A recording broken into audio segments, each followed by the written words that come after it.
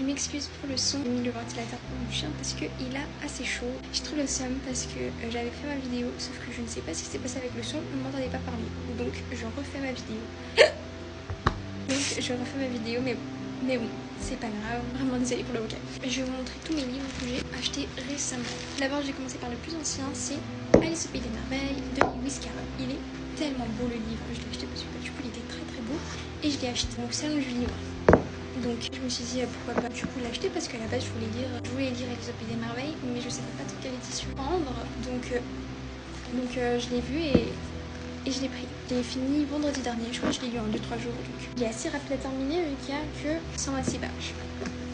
Celui-là, il s'appelle Le Club du Suicide de Robert Louis Stevenson et je vais vous lire le petit synopsis pour que vous voyez de quoi ça parle. Toujours en quête d'aventure extravagante, le prince Florizel et son compagnon, le colonel Géraldine, rencontrent un soir un étrange jeune homme qui le convie à une soirée du Club du Suicide.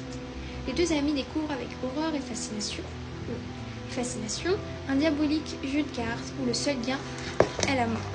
Passons au troisième, La femme d'un autre et le mari sous le lit de Dostoïevski. Là, je voulais faire la collection de livres de Dosto en Babel, mais je ne l'ai pas trouvé en version Babel. Donc tant pis, et je vais vous lire le synopsis. Persuadé que sa femme le trompe, Ivan Andreevitch est prêt à tout pour confondre l'infidèle. Il la suit et la guette pendant des heures. Il l'espionne et ouvre son courrier à la recherche d'une preuve. Il se cache et se ridiculise. Passons donc à l'avant-dernier, c'est celui-ci qui s'appelle Sainte une fois de Louis de Villemorin. Et je vais vous lire le synopsis. Mildred, en cet instant, l'a compris mieux qu'elle-même. Il faillit la prendre dans ses bras.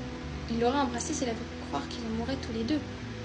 Seule la certitude qu'ils continueraient à vivre l'empêcha de le faire. Ils étaient déjà résolus à ne pas la perdre. Anna de Zola. Je cache l'image parce que je sais pas si vous pouvez voir des seins sur TikTok. Et on ne sait jamais si on peut heurter la sensibilité de certains enfants, mais bref, c'est les seins. Donc je vais vous lire le synopsis. Le sujet de Nana est celui-ci. Toute une société se ruant sur le cul. Une meute derrière une chienne qui n'est pas en chaleur et qui se moque des chiens qui la suivent. Le poème des désirs du mal, le grand lévier qui remue le monde. Dans ce roman et dans ce personnage de courtisane, Zola apprend à la fois la corruption d'une femme, de la société où elle recrute ses amants et d'un régime politique, le Second Empire, qui se rue avec insouciance vers la guerre, la débâcle. Sexualité, histoire et mythes vivent et meurent ensemble dans un même souffle brutal.